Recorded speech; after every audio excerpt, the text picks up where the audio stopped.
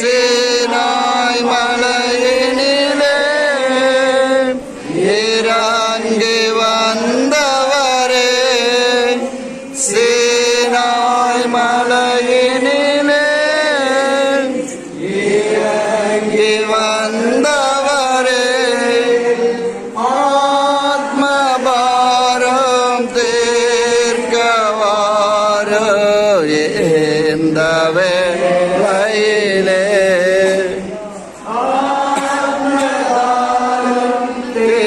தீர்க்கவாரும் இந்த வேளையிலே, ஆவியானவரே, அன்பினாவியானவரே,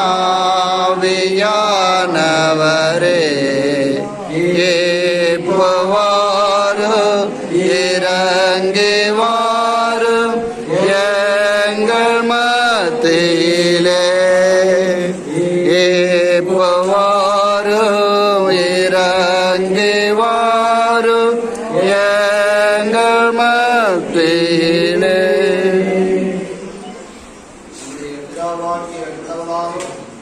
ஆண்டவராகிய இயேசு கிறிஸ்துவினால் உங்களுக்கு கிருபையும் சமாதானமும் உண்டாயிருப்பதாக.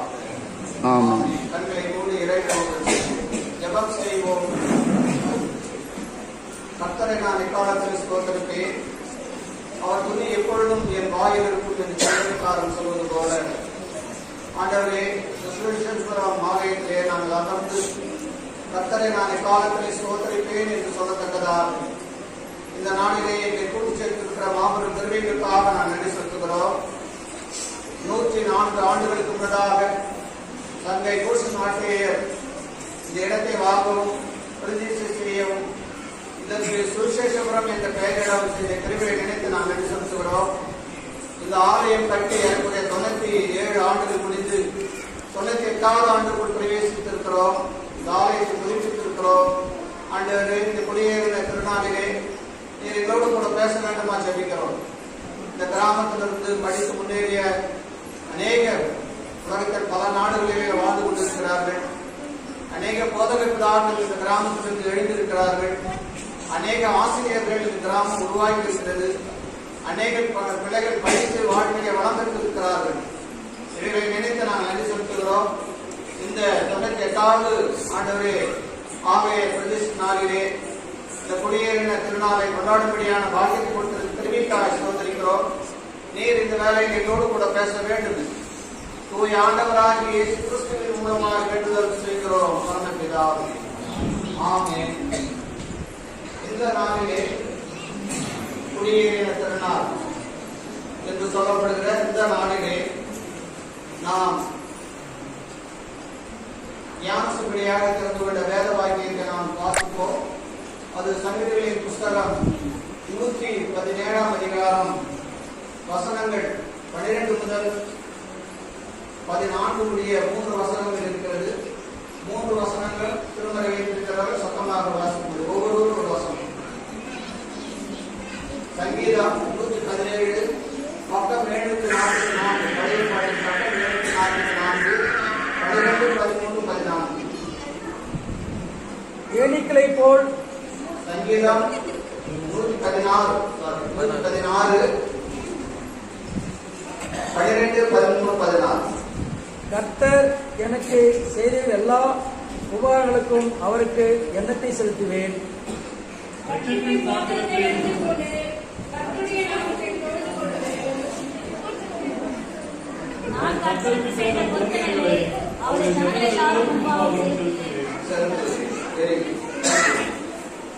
கர்த்தரை செய்த எல்லா உபகாரங்களுக்காகவும் அவருக்கு நான் எண்ணத்தை செலுத்துவேன். 1917ஆம் ஆண்டு தங்கை பூஷணம் நாட்டே இந்த 11 ஏக்கர் 38 சென்டை வாங்கி பலத்திலே இருந்த கிழக்குண்டூர் என்ற இடத்துல இருந்த ஒன்றாமாய்க்கு ஓரமாய் இருந்த அந்த இடத்திலிருந்து மேலான இடத்திற்கு நம்ம குடியமைப்பு பண்ணினார். 1917ஆம் ஆண்டு இந்த இடம் வாங்கப்பட்டது. ஏற்கனவே 11 ஏக்கர் 38 சென்ட் என்று அவருடைய குறிப்பிலே குறித்து வைத்திருக்கிறார்கள். அந்த காலத்திலே எந்த விதமான வசதியும் மற்ற காலத்திலே அவர்களுக்கு கிராமத்திலே தங்கி பணி செய்தார். அவருடைய பிள்ளைகள் எல்லாம், அவருடைய பேர பிள்ளைகள் எல்லாம் இன்னைக்கு ஆசீர்வதிக்கப்பட்டிருக்கிற காரணம் அவர் இந்த கிராமத்திலே தங்கி பணி செய்தபடியினாலே இதிலிருந்து அநேக போதகர்களாக எழுந்திருக்கிறார்கள். உலகத்தின் பல்வேறு பகுதிகளிலே வாழ்ந்து கொண்டிருக்கிறார்கள். ஏற்கனவே ஒரு 30-35 போதகருக்கு மேலாக இந்த கிராமத்திலிருந்து உருவாகி இருக்கிறார்கள். அநேக ஆசிரியர்கள் பெற்றெடுக்கப்பட்ட ஒரு கிராமம். அநேக பிள்ளைகள் வாழ்க்கையை வளர்ந்துருவதற்கு இந்த கிராமம், இந்த ஆலயம் ஒரு சாட்சியாக இருந்தது என்று சொன்னால் அது மிகையாக. ஒவ்வொரு ஆண்டும் இந்த விழாவை நாம் நடத்திக் கொண்டிருக்கிறோம். இங்கே சங்கே பூச நாட்டினுடைய கல்லறை இருக்கிறது. அவர் இறக்கும் போது என்னை படியிலே வையுங்கள், ஆலைக்கு முன்னால் வையுங்கள், என் மீது சபையார் ஏறி போக வேண்டும் என்று சொன்ன பொழுது அங்கிருந்த சபை மக்கள் இல்லையா, உங்களை நாங்கள் வைக்க முடியாது. உயிரோடு இருக்கும்போது அவர் சொன்ன வார்த்தை, வைக்க முடியாது, நான் மறித்தால் இங்கே வையுங்கள் என்று கேட்ட பொழுது உங்களை நாங்கள் அருகில் வைக்கிறோம் என்று சொல்லி அங்கே அருகிலே வைத்திருக்கிறோம். ஒவ்வொரு ஆண்டும் அதை நினைத்து நாம் நன்றி செலுத்துகிறோம். அவருடைய பேர பிள்ளைகள் எல்லாம் இன்றைக்கு வந்திருக்கிறார். சாம்சன், அவருடைய துணைவியார், அவருடைய மகன், ஒரே மகன் பாலிப் ஜெயம் என்ற அவருடைய தந்தையார் ஒவ்வொரு ஆண்டும் ஜனவரி மாதம் 15ஆம் தேதி எங்கிருந்தாலும் அவர் வந்து விடுவார். இந்த ஊரிலே நான் போதகராக பணியாற்றின காலத்தில் வந்து ஏற்கனவே 30 ஆண்டுகளாக ஒவ்வொரு ஆண்டும் வருவார். அவருடைய உறவினர்கள் எல்லாம் அவர் அறிவிப்பார். ஒரே கூட்டமாக பிரதான கூட்டம். சென்ற ஆண்டிலே இந்த ஆலய பிரதிஷ்ட நாளிலே அந்த பேராயர் அவர்கள் வந்து கலந்து கொண்டு அந்த விழாவை சிறப்பித்தார்கள். இந்த தொற்றுநோய் காலத்தில் அவரால் வர முடியவில்லை. இருந்தாலும் அவரிடத்திலே நான் பேசினேன், என்னுடைய ஜபமும் ஆசீர்வாதமும் இருக்குமானால் நாங்கள் அந்த ஆராய்ச்சி நடத்திக் கொள்கிறோம் என்று சொன்னபோது சந்தோஷப்பட்டார். எனவே இந்த ஒருவேளை இந்த இடம் வாங்கி 104 ஆண்டுகள் ஒருவேளை மிஷினரிமார்கள் அந்த காலத்திலே வாழ்ந்த போதகப்பிதாக்கள் தங்களை ஒப்படைத்து ஜெபித்து ஆரம்பித்தபடியினாலே இன்றைக்கு அநேக ஆசீர்வதிக்கப்பட்டிருக்கிறார்கள். அவர்கள் அந்த நாளிலே கிறிஸ்தவர்கள் என்று, இந்துக்கள் என்று எந்த விதமான வேறுபாடும் இன்றி அங்கே பக்கத்தில் இருந்த அனைத்து மக்களுக்கும் இடத்தை பிரித்து கொடுத்தார். குறிப்பாக இந்து மக்களை ஆலயத்தின் அருகிலே அமர செய்திருக்கிறார். என்னுடைய வீடெல்லாம் கடைசி தெருவிலே இருக்கிறது. ஒருவேளை இந்த ஊரில் 4 தெருக்கள் இருக்கிறது. பென்சிலோ street, Anderson street, Locke street, Bush street, இந்த 4 பெரிய பெரிய பேராயருடைய பெயர்களை அவர்கள் வைத்தார். நாங்கள் யோசிக்க என்னுடைய தகவல் சொல்லுகின்ற போது இந்த 12 ஏக்கரை சுற்றி வரும்போது அழுது கொண்டு ஜெபித்து கொண்டு வருவார். அழுது ஜெபிப்பார். இந்த பட்டணமாக வேண்டும், இந்த கிராமம் குக்கிராமம் பட்டணமாக வேண்டும், பட்டணமாக செழிக்க வேண்டும், தேசம் டென்மார்க்கே என்னை தேடும் திருவிழாக்கே, தேசம் டென்மார்க்கே என்னை தேடும் திருவிழாக்கே என்று சொல்லி பாடல்களில் பாடுவார்கள். ஏனென்றால் டென்மார்க் தேச பக்தர்கள் தான் அன்றைக்கு அந்த காணிக்கை கொடுத்தார். இந்த இடம் வாங்குவதற்கு அன்றைய நாளிலே 1917ஆம் ஆண்டிலே 3100 ரூபாய் கொடுத்து இந்த இடம் வாங்கப்பட்டது. 12 ஏக்கர்.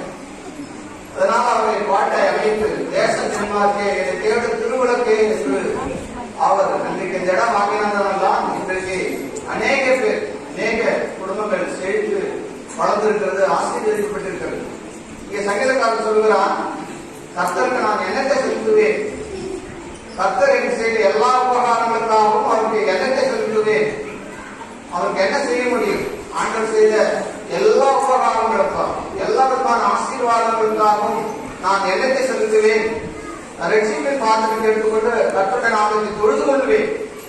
கர்த்தருக்கு நாம் செலுத்துகின்ற காணிக்கை என்ன என்றால், ஒவ்வொரு ஞாயிற்றுக்கிழமையும் மழை பெய்தாலும் பெய்யாவிட்டாலும், சுகமாய் இருந்தாலும் சுகம் பெற்றிருந்தாலும்,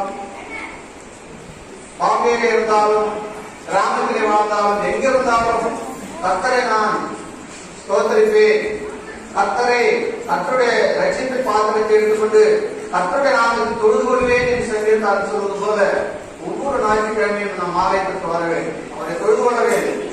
அது மட்டுமல்ல, நான் கர்த்தருக்கு செய்த பொருத்தனைகளை அவருடைய ஜனங்களுக்கு முன்பாக செலுத்துவேன். இந்த ஆலயத்திலே ஏறெடுக்கின்ற ஜபங்கள் இங்கே செய்யப்படுகிற பொருத்தனைகள் அநேக ஆசீர்வாதத்தை கொடுத்திருக்கிறது. இங்கே முழங்கால் படியிட்டு கிறிஸ்துமஸ் காலங்களிலே, புத்தாண்டு காலங்களிலே மக்கள் அங்கிருந்து மெழுகுவர்த்தி ஏற்றுக்கொண்டு உள்ளே வருவார். இங்கே வந்து ஜெபிப்பார்கள். நம்முடைய பிள்ளைகளுக்காக, நம்முடைய பேர குழந்தைகளுக்காக, தன்னுடைய சந்ததிக்காக அவர் ஜெபித்ததனாலே இதற்கெல்லாம் நாங்கள் ஆசீர்வதிப்பட்டிருக்கிறோம். அப்படிப்பட்ட ஜெபம். இந்த ஆலயம் ஒரு புத்துணர்வு கொடுக்கின்ற ஆலயம், ஒரு எழுச்சியை கொடுக்கின்ற ஆலயம், ஒரு ஆசீர்வதிக்கப்பட்ட ஆலயம். இந்த ஆலயத்தை ஜெபிக்கின்ற ஏறெடுக்கின்ற ஜெபங்கள் எல்லாம் வீணாக போவார். என்றால் நான் கர்த்தருக்கு செய்த பொருத்தனைகளை அவருடைய ஜனங்கள் எல்லாருக்கும் முன்பாக செலுத்துவேன் என்று சங்கீதக்காரர் சொல்வது போல ஒருவேளை இந்த ஆண்டு எப்படி இருக்குமோ என்று நம்மால் கணிக்கிட முடியாது. 2020ஆம் ஆண்டில் வாழ்ந்த அநேகர் மறித்திருக்கிறார்கள். கொரோனா என்ற வியாதி உலக நாடுகள் அனைத்திலும் எனக்குரிய கிறிஸ்தவ மதத்தை அழித்துவிட வேண்டும் என்று கங்கணப்பட்டாங்க. அழிக்க முடியாது. 120 நாடுகள் இருக்கு. ஏசாமி பிறந்தது பெத்லகேம் ஒரு மாட்டு தொழில்களை பிறந்து 33 ஆண்டுகள் தான் வாழ்ந்தார். 3 கிலோமீட்டர் தூரம் தான் கடந்து சென்றார். அப்புறம் பஸ் வசதி, 1ஆம் நூற்றாண்டு ரயில் வசதி கிடையாது. அவர் நடந்து சென்ற தூரமே 3 கிலோமீட்டர் தூரம் தான். 3 ஆண்டுகள் தான் ஊழியம் செய்தார். 30 ஆண்டுகளுக்கு வெவ்வேறு கடையில் நடந்தார். 3 ஆண்டுகள் வாழ்ந்த ஆண்டவர் இன்றைக்கு உலக நாடுகள் முழுவதிலும் 170 நாடுகளுக்கு மேலாக கிறிஸ்தவ பரவி இருக்கிறது. அதை யாராலும் அவ்வளவு லகுவாக அழித்து விட முடியாது. ஏனென்றால் நான் நேற்று இன்று என்று மாறாது இருக்கிறேன். நேற்று இருந்த ஆண்டவர் இன்று இருக்கிறார், நாளே இருக்கிறார். எனவே அவர் நேற்று என்றும் மாறாத ஆண்டவராக இருக்கிறார். ஒருவேளை இந்த 2020 அநேக பேரிழப்புகளை நாம் சந்தித்திருக்கிறோம். அந்த உறவினர்களை நாம் அணிந்திருக்கிறோம்.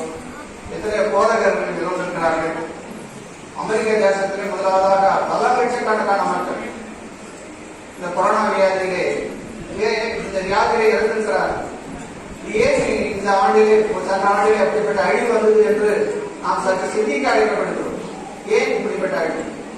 கடவுள் உலகத்தை படைத்த போது நோவா காலத்தில் அழிச்சார். ஏன் அழிச்சார் பார்த்தீங்களா? பாவம் பெருகியது. நோவா மக்கள் பாவம் பெருகியது. அக்கிரமம், அநியாயம், விபச்சாரம், வேசித்தனம், குடி, இதையெல்லாம் நோவா காலத்தில் கடவுள் ஆதாம் ஏவாளை படைத்து ஜனம் பெருகிக்கொண்டே வந்தது. உலகத்தில் ஜனம் பெருகிக்கொண்டே வந்தது. நோவா காலத்தில் என்ன பண்ணாரு? இந்த ஜனங்களை அழிக்கணும். பாவத்தில் இருக்கிறாங்க, அக்கிரமத்தில் இருக்கிறாங்க, அநியாயத்தில் வாழ்ந்து கொண்டிருக்கிறாங்க, ஒருவருக்கு ஒருவருமாக குற்றம் செய்து கொண்டிருக்கிறார்கள் சொல்லி 40 நாள் மழை பெய்து. அப்போது நோவாவும் அவருடைய துணைவியாரும் 3 ஆண் பிள்ளைகளும் 3 மருமக பிள்ளைகள் 8 பேர் மாத்திரம் காப்பாற்றப்பட்டார்கள் என்று திருமறையை வாசிக்கிறோம். ஆதியாகமத்திலே வாசிக்கிற போது நோவாவும் அவருடைய துணைவியாரும் 3 பிள்ளைகளும் மருமகள் 8 பேர் மாத்திரம் காப்பாற்றப்பட்டார்கள். 40 நாள் மழை பெய்து. இன்று மழை நின்றது. ஏன் கடவுள் அழைத்தார்? 21ஆம் நூற்றாண்டில் ஏன் கொரோனா என்ற வியாதியை கொடுத்து பல லட்சக்கணக்கான மக்கள் இறந்திருக்கிறார்? இன்னும் தொற்று வியாதி பரவிக்கொண்டே இருக்கிறது. இன்னும் வேறு விதத்தில் இந்த வியாதி வேறு ஒரு வைரஸ் மூலமாக வருகிறது என்று சமீபத்தில் கண்டுபிடித்திருக்கிறார்கள். மருந்து கண்டுபிடித்து விட்டார்கள். ஒருவேளை அது தடுக்க வாய்ப்பு இருக்கிறது. ஒருவேளை கடவுளுடைய கோபமா இருக்குமோ? ஏனென்றால் கடவுளை தேடாமல் மற்ற தேவைகளை, அந்நிய தேவர்களை, குரு வழிபாட்டை பின்பற்றுகிற போது கடவுளுடைய கோபம் வெளிப்படுகிறது. ஐரோப்பா நாட்டில் கிறிஸ்துவ ஆலயத்திலே இந்து கோயில சிலையை வச்சு வணங்குறாங்க. அமெரிக்க தேசத்துல பெரியவங்க தான் கோயிலுக்கு வர்றாங்க, வயசானவங்க தான் கோயிலுக்கு வர்றாங்க. சிறு பிள்ளைகள், வாயு பிள்ளைகள் வருவது கிடையாது. கடவுளை தேடுகிறவர்கள் குறைந்து விட்டார்கள். கடவுளுடைய நம்பிக்கை குறைந்து போய்கொண்டே இருக்கிறது. ஏனென்றால் நவீன உலகம் எவ்வளவாய் முன்னேற்றம் பெறுகிறதோ அவ்வளவாய் மக்கள் கடவுளை கடந்து விடுகிறார்கள், கடவுளை புறக்கணிக்கிறார்கள். ஆலயத்தை தேடுவதையும், ஆலயத்தை நேசிப்பதையும், கடவுளுடைய வார்த்தை கேட்பதையும் குறைத்துக் கொண்டு இருப்பதனாலே கடவுளுடைய கோபமா இருக்குமோ என்ற எண்ணம் ஏற்படுகிறது. இந்த 2021ஆம் ஆண்டு எப்படி இருக்கும் என்று நம்மால் கணிக்க முடியாது. சோதிடர்கள் சொல்வார்கள், பெரிய பெரிய தேர்தல் எல்லாம் சொல்கிறார்கள், இந்த ஆண்டு இப்படி இருக்கும், அப்படி இருக்கு, செழிப்பா இருக்கும். போன ஆண்டு நிறைய பேர் சொன்னாங்க. ஆனால் எதுவும் நிறைவேற சோதிடர்கள்லாம் பொய்யாய் போய்விட்டது. ஆனால் கர்த்தருடைய வார்த்தை நம்புகிறவர்கள், கர்த்தருடைய பிள்ளை குட்டிகளாக இருக்கிறவர்களுக்கு ஒரு குறையும் உண்டாது, ஒரு குறையும் ஏற்படாது. சிங்கக்குட்டிகள் காட்சி சென்று பட்டினியாக இருக்கும், கர்த்தரை தேடுகிறவர்களுக்கோ ஒரு நன்மையும் குறைவு, ஒரு நன்மையும் குறைபடாது. சிங்கக்குட்டிகள், சிங்கம் காட்டுக்கு ராஜா, அரசன். அந்த சிங்கமே காட்சி எடுத்து பட்டினியா இருக்கும், உணவு கிடைக்காமல் பட்டினியா இருந்தாலும் இருந்துடும். அந்த அரசன் காட்டுக்கு ராஜா என்று சொல்றது சிங்கம் காட்சி எடுத்து பட்டினியா இருக்கும். ஆனால் கர்த்தரை தேடுகிறவர்களுக்கு ஒரு நன்மையும் குறைபடாது. கர்த்தரை நம்பி ஆலயத்தில் வருகிறவர்கள், ஜெபிக்கிறவர்கள், கர்த்தருக்கு பயந்து வாழ்கிற வாழ்க்கை, கர்த்தருக்கு உண்மையாக வாழ்கின்ற வாழ்க்கை, கர்த்தருக்கு காணிக்கை கொடுக்கின்ற வாழ்க்கை, கர்த்தருக்கு தனியே அர்ப்பணித்து வாழ்கின்ற வாழ்க்கை, சிங்கக்குட்டிகள் காட்சிக்கு பற்றியாக நம்ம கர்த்தரை தேடுகிறவர்களுக்கு ஒரு நன்மையை குறைபட. கடவுளை தேடுகிறவர்களுக்கு எல்லா விதமான ஆசீர்வாதத்தை கடவுள் வானத்திலிருந்து, வானத்தின் பலகைகளை தந்து பூமி கொள்ளாமல் உன்னை ஆசீர்வதிப்பேன், கிடைக்கும் நேரத்தில் உன்னை நான் தெரிந்து கொண்டேன், உன்னை பேச்சோடு அழைத்தேன் என்று சொல்லுகிறார். நீ தாயின் கற்பத்தில் உருவாகும்போதே உன்னை அறிந்திருக்கிறேன், உன்னை நான் பேச்சோடு அழைக்கிறேன் என்று ஆண்டவர் சொல்லுகிறார். பல தீர்க்கதரிசிகளை பழைய ஏற்பாட்டிலே பார்க்கிறோம்.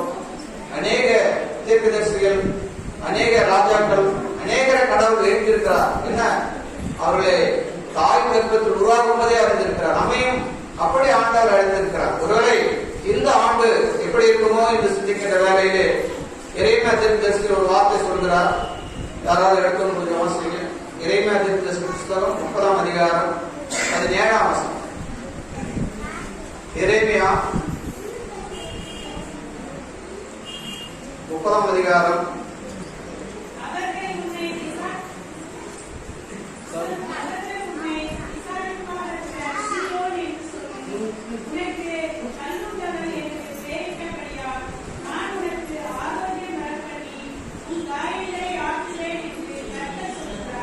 'காயங்களை ஆற்றுவேன் என்று கர்த்தர் சொல்கிறார். மேல் படிங்க. கர்த்தர் சொல்லுகிறது என்னவென்றால், யாக்கோபின் கூடாரங்களில் சிறையிருப்பை திருப்பி அவர் வாசகர்களுக்கு இறக்க செய்வேன்.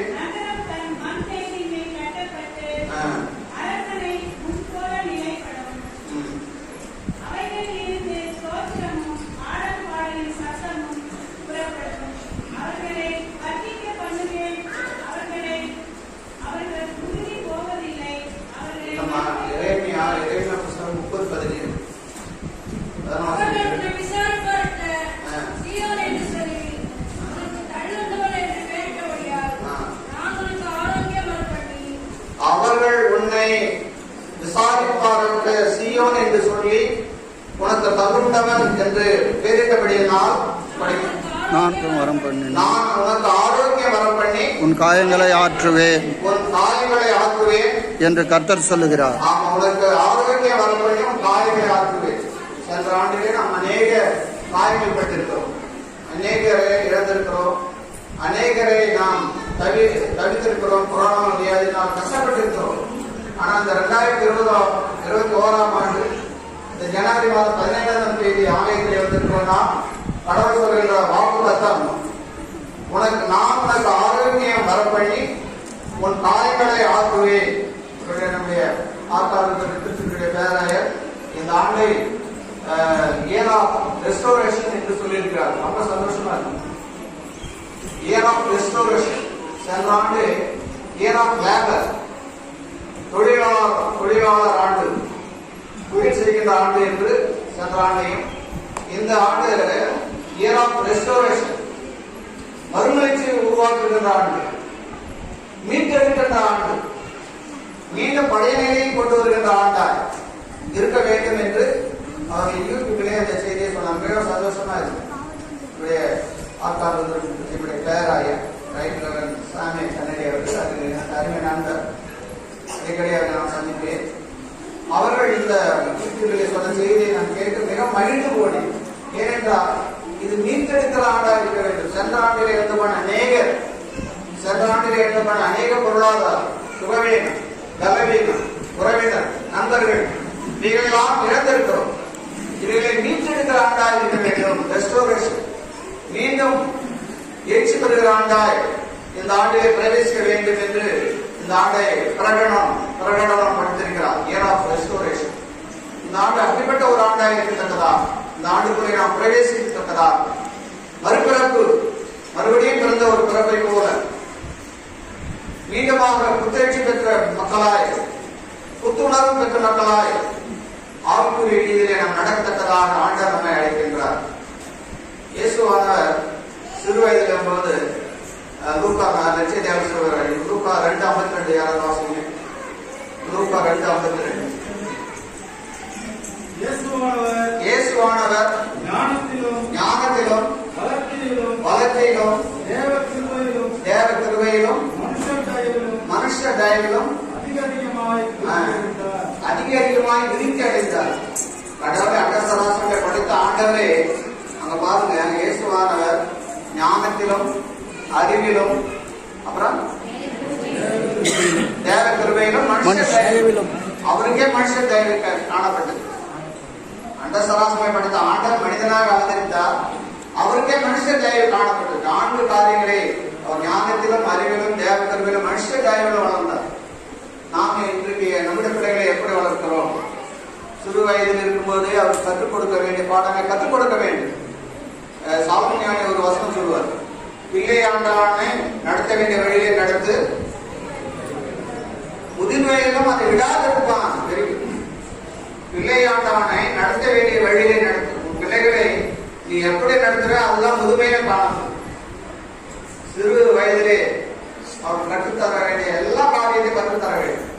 ஆலயத்தை நேசிப்பது, போதகரை நேசிப்பது, வேத வாசிப்பது, உதவி ஜபம் செய்வது, ஆட்புடைய கூட்டங்களிலே பங்கு பெறுவது, இவையெல்லாம் சிறு வயதிலே அவர் கற்றுத்தர வேண்டும். இயேசுவானவர் ஞானத்தின் அறிவிலும் தேவர்களும் மனுஷ தேவனும் வளர்ந்தது போல நாம் இந்த ஆண்டிலே பிள்ளைகளை அப்படி வளர்க்க வேண்டும். இன்னைக்கு சாம்சன் தன்னுடைய மகளை அழைச்சிட்டு வந்தார். இது வரைக்கும் அவர் அழைச்சிட்டு வந்தார். ரொம்ப சந்தோஷமா இருக்கு. இந்த 104வது ஆண்டு குடியேறின திருநாள் குடும்பத்தோடு அவர் வந்திருக்கிறார். ரொம்ப சந்தோஷமா. இன்னும் நிறைய முகங்களே நான் பார்க்க முடியும், புதுப்பிய முகங்கள்.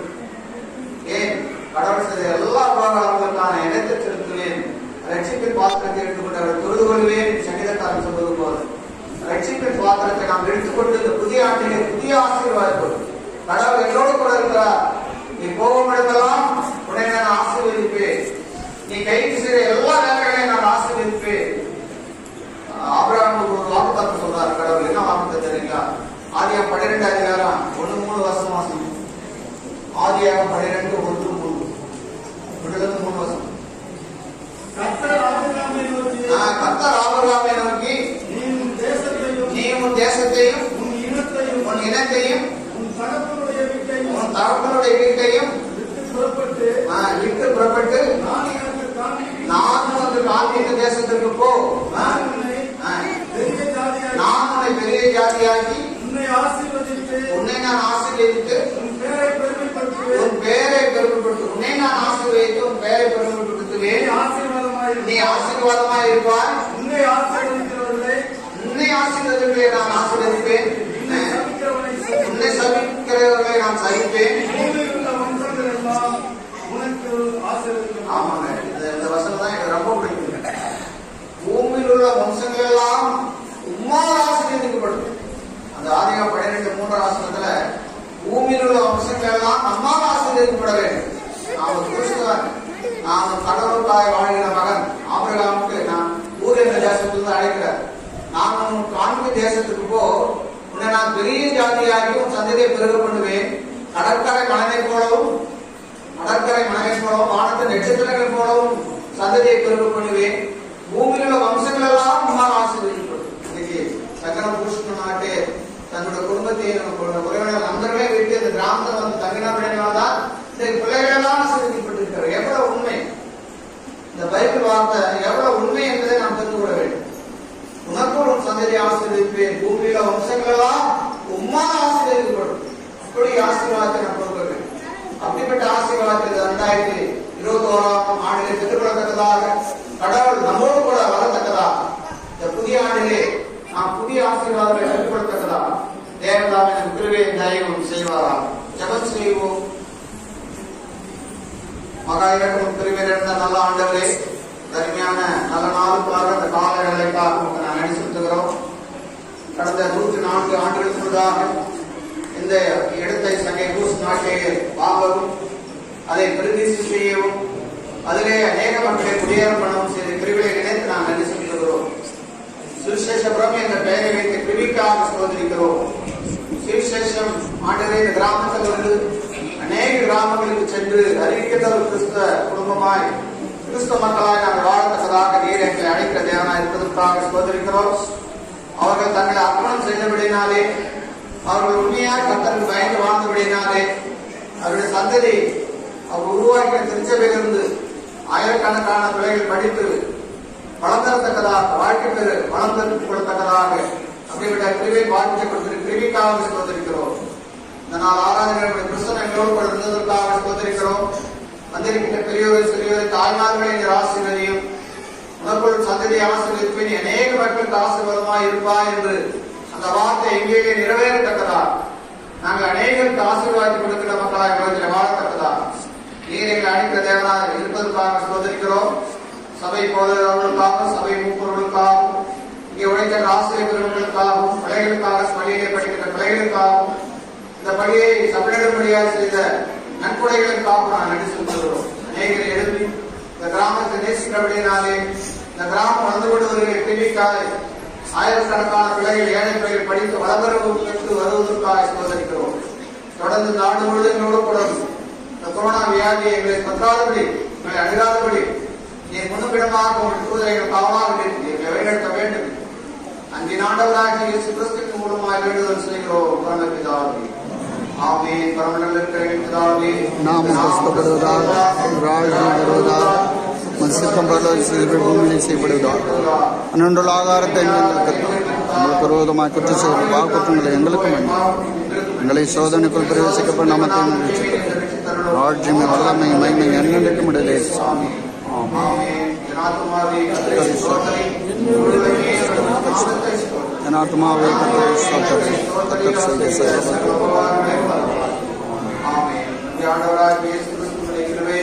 கடவுளுடைய ஆவியானவருடைய நினைக்கும் நம் அனைவரோடும் உங்களுடைய செயல்பாடுகளோடு ஊழிக்கிறோம். என்றும் என்றும் சதா காலங்களும் நிலைத்திருந்த ஆசிரியருக்கு வேறு காப்பதாக. ஆமென். கிறிஸ்துவுக்கான முதல் விசுவாசிகளே, முதலாவது இந்த இண்டிபெண்டன்ஸ் குடியேறின திருநாள் என்று சொல்வது போல இது இந்த ஆண்டிலே குடியேறின திருநாள் 104வது ஆண்டு. இந்த இடம் வாங்கி 104 ஆண்டுகள், 103 முடிந்து 104வது ஆண்டுக்கு பிரவேசிக்கிறோம். எனவே இந்த நாளிலே பக்கத்தில் இருக்கிறவங்களுக்கு ஹாப்பி குடியேறின திருநாள் என்னன்னு சொல்லலாம். ஹாப்பி பக்கத்தில் சொல்லுங்க. ஹாப்பி குடியேறின திருநாள். சத்தமா சந்தோஷமா சொல்லுங்க, சோகமா சொல்லுங்க, மகிழ்ச்சியா சொல்லுங்க. தேங்க்யூ. ஹாப்பி குடியேறின திருநாள் சொல்லுங்க, சோகமா சொல்றீங்க. ஹாப்பி குடியேறின திருநாள்.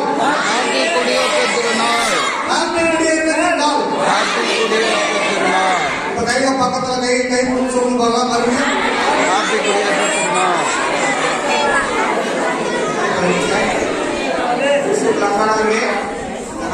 மறுபடியும் மிகவும் மகிழ்ச்சியா இருக்கிறது. உங்களுடைய பாதகர் ஐயா 2 நாளைக்கு முன்னே போன் பண்ணி, ஐயா சந்தேகத்திற்கு வந்துருங்க. நானும் எல்லாரும் முடிஞ்சவர்களுக்கு ஒவ்வொரு ஆண்டும் நோட்டீஸ் அடிச்சு எல்லாரும் இன்விடேஷன் கொடுக்கும். இந்த கொரோனா பீரியட்னால நிறைய பேர் இன்வைட் பண்ண சொல்ல முடியும். ஏனென்றா வெகு தொலைவிலிருந்து வர வேண்டும். அவர்கள் வந்து இங்கே திரும்பி போவது கடினம் ஒரு காரியம். இருந்தாலும் ஒரு சிலருக்கு நான் சப்போர்ட் செய்து சொன்னேன். அண்ணன் சுந்தர் அவர்களும் ஒரு சிலர்கள் சொன்னார்கள். எனவே இந்த நாளிலே அந்த உங்கள் அனைவருக்கும் ஒருவேளை திருச்சபை பிறந்து வளர்ந்தபடினாலே, இந்த சுவிசேஷம் பெற்றெடுத்த மகன் என்றபடினாலே உங்களுக்கு குடியேறின திருநாளை நல்வாழ்வுகளே அந்தனையும் உங்களுடைய போதவரையாவது சபை கொடுத்து நான் தெரிவித்துள்ளேன். நன்றி, வணக்கம். கிறிஸ்துவுக்குள் பிரியமான கடவுள் ஜனமே, மீண்டும் கடவுளுக்கு நன்றி